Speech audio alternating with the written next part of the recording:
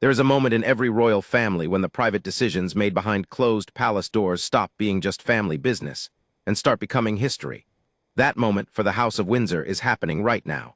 A king who is still fighting cancer, a future king who is quietly tearing up the rulebook, and a princess who has spent her entire life holding the institution together, watching it all unfold with complicated eyes. What is really changing about Prince William's coronation? And why are both King Charles and Princess Anne now part of a conversation that nobody inside the palace expected to be having this soon? The British monarchy has survived centuries of war, scandal, abdication, and reinvention. But in 2024 and into 2025 and 2026, it has faced something it rarely confronts openly, the very real possibility that the crown could change hands sooner than anyone was ready for.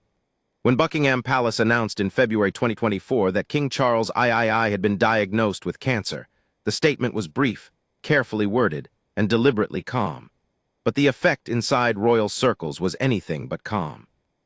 Suddenly, conversations that had existed only in the furthest corners of succession planning were pulled into the present tense. Suddenly, the question of who would be king next was no longer a distant hypothetical. It was a live, urgent, and deeply personal matter for everyone in the family. King Charles had waited his entire life to be king.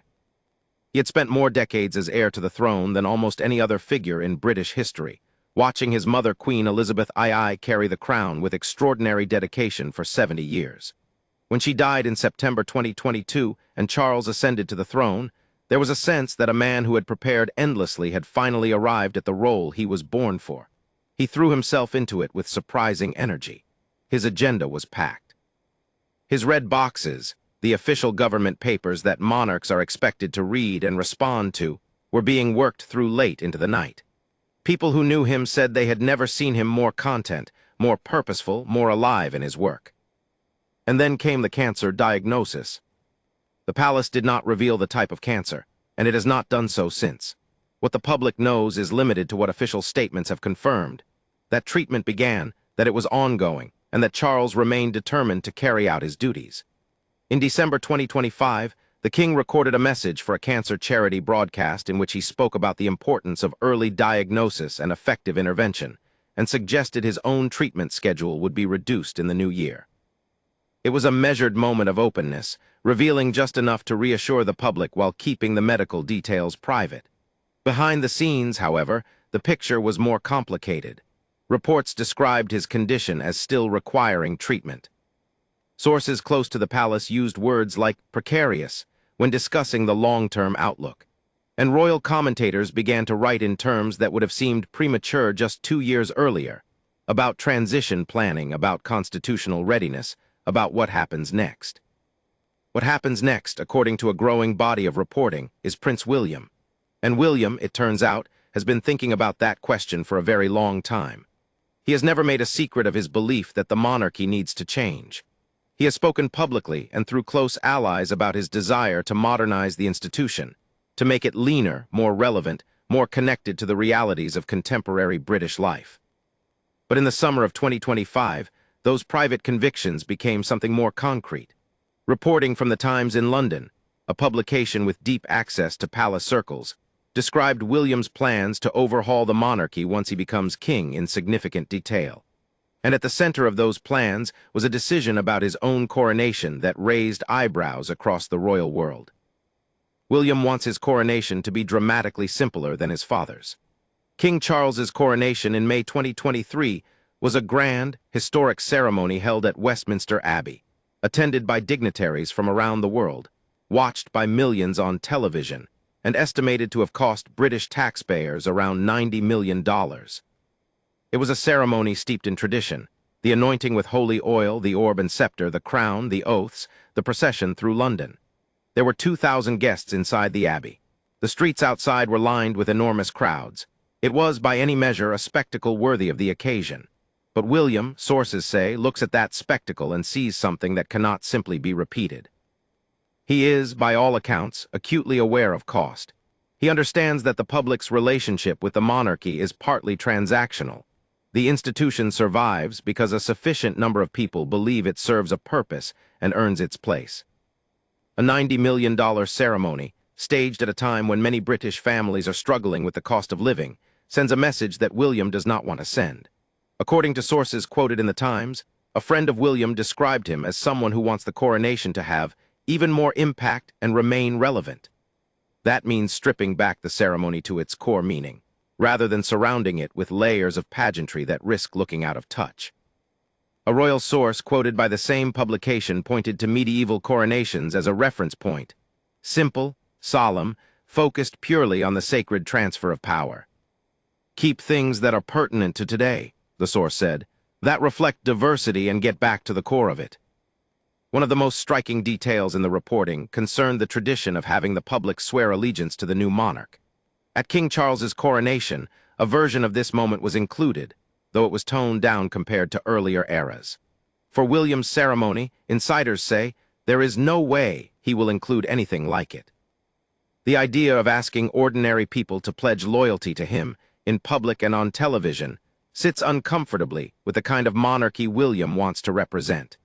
He is also, reportedly, wrestling with questions about the imperial state crown, the famous jeweled crown worn by monarchs at state occasions. One source described it in candid terms as looking like something out of a Disney film. But William is also said to feel genuine sentiment about the crown, given its connection to both his father and his grandmother. That tension between modernization and emotional attachment to tradition runs through almost all of William's planning. None of this, it should be said, is happening in isolation. King Charles himself is part of these conversations. Reports in early 2026 described the king as someone determined to keep the institution stable and to play an active role in preparing William for the throne. Charles is said to be fast-tracking certain responsibilities toward William and his wife Catherine, Princess of Wales. The couple's official workload has been recalibrated. They are being given more substantial constitutional duties. The process is gradual and careful, but the direction is clear. The palace is ensuring that when the transition happens, whether soon or in some years' time, it is as smooth as possible. Charles's involvement in discussions about William's coronation plans reflects that same spirit. He is not stepping aside from his own reign, but he is helping to shape what comes after it. Kate Middleton, Catherine, Princess of Wales, is also a central figure in this planning. Reports from early 2026 described her as already working with senior courtiers and expert logistics planners on the shape of William's eventual coronation. She suffered her own cancer diagnosis in early 2024 and announced she was in remission by January 2025. Her experience of serious illness, running alongside her father-in-law's own health battle, is said to have deepened her sense of purpose and her commitment to standing beside William through whatever comes next. Sources close to the couple described her as having made a private pledge to support William through every shift and test that his future role would bring. She shares his vision for a modern monarchy. She is, insiders say, the right person to be planning this, methodical, thoughtful, and keenly aware of how the public will receive what they see. The coronation planning also addresses the question of who will be there and who will not. Sources indicate the guest list for William's eventual ceremony will be considerably smaller than his father's. Harry and Meghan, estranged from the working royal family, are expected to be excluded. Prince Andrew, whose reputation was destroyed by his association with Jeffrey Epstein, is also expected to be absent. But the senior working royals, Princess Anne, Prince Edward, Duchess Sophie, will all be front and center. William's children, Prince George, Princess Charlotte, and Prince Louis, are expected to play visible roles, reflecting the generational continuity of the crown. Cousins like Zara Tindall and the Spencer family are also expected to be prominently included. The focus will be on the future of the institution, not its complicated recent past. And then there is Princess Anne. She is, by almost universal agreement, the hardest-working member of the royal family. Year after year, across decades of service, she has carried out more public engagements than almost any other royal. She does not seek attention. She does not cultivate a public image in the way that younger royals sometimes do. She simply works visits, ceremonies, military appointments, charity engagements, patronages, with a consistency and a dedication that the British public has come to deeply respect. At 75 years old, she is still riding horses at Trooping the Color. She still takes on multiple engagements in a single day. She is still, as she has always been, committed to the job. But reports from the summer of 2025 revealed that all is not entirely comfortable between Anne and her nephew William. Sources told the Sunday Times that the Princess Royal was annoyed that William had not taken on more investiture ceremonies at Windsor Castle, despite living nearby at Adelaide Cottage. Investitures are the formal ceremonies at which the monarch presents honors, CBEs, OBEs, MBEs, to recipients from across British society. They are time-consuming and demanding, but they are also deeply meaningful to the people who receive them. Anne has conducted many of these ceremonies on behalf of the king during his treatment. She apparently feels that William, as the future king living close to Windsor, could be doing more to share that load. The report suggested a tension between William's own sense of how he should be preparing for his future role and Anne's more traditional view of what royal duty requires right now. That tension is, in some ways, a reflection of a larger question about what kind of monarchy William will lead and what role figures like Princess Anne will play in it. Reports have indicated that as William becomes king, he intends to reshape the working royal family, drawing it closer to the next generation. Figures like Princess Eugenie and Princess Beatrice, Edward and Sophie will retain important roles, but the center of gravity will shift toward William, Kate, and their children. Anne, who is currently 18th in the line of succession due to the rules at the time of her birth, though royal observers have noted she would rank much higher under modern succession laws, will remain a respected figure. But her era, the era in which she and Charles and a handful of senior royals carried the weight of the institution day after day, is quietly drawing toward its close. Royal commentators have noted that Anne's role right now, in this specific moment, may be among the most important she has ever played. As King Charles navigates his health challenges and William steps into greater responsibility, Anne serves as a stabilizing presence. One royal expert described her as absolutely pivotal to the monarchy's current functioning, and noted that what she can offer the king is the kind of honest, grounded counsel that is hard to find at the highest levels of any institution.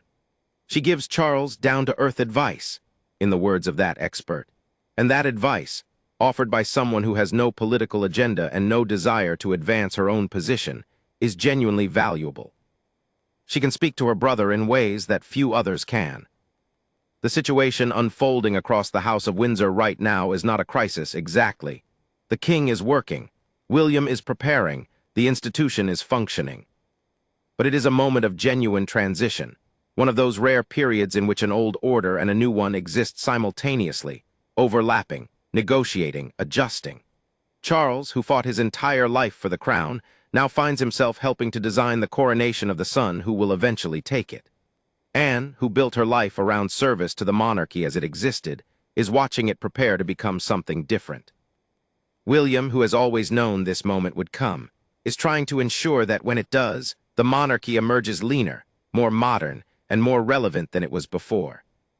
What is perhaps most striking about all of this is how openly it is being discussed. Royal families, by instinct and by tradition, do not like to plan in public. They do not like to be seen preparing for the death of a king. But the conversations happening now about coronation plans, about simplification, about cost and relevance in the future are reaching the press. Sources are talking. Insiders are sharing. That openness, unusual as it is, may itself be part of the message. William wants the public to know what kind of king he intends to be.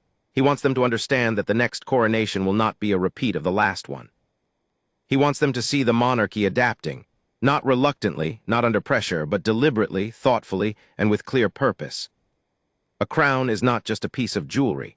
It is a symbol of continuity, of obligation, of a promise made by one generation to the next. The debates happening now inside Buckingham Palace and Kensington Palace and at Windsor are debates about what that promise looks like in the 21st century. Whether a coronation should cost $90 million or considerably less. Whether the public should be asked to swear allegiance or simply to witness. Whether a crown that looks, to some eyes, like something from a Disney film, still belongs at the center of the ceremony. These are not trivial questions. They are the questions that will determine what the monarchy becomes, and whether it continues to hold the place in British life that it has occupied for so long. Princess Anne knows what she thinks. King Charles knows what he thinks. And William, quietly, carefully, and with characteristic determination, is preparing to show the world what he thinks too.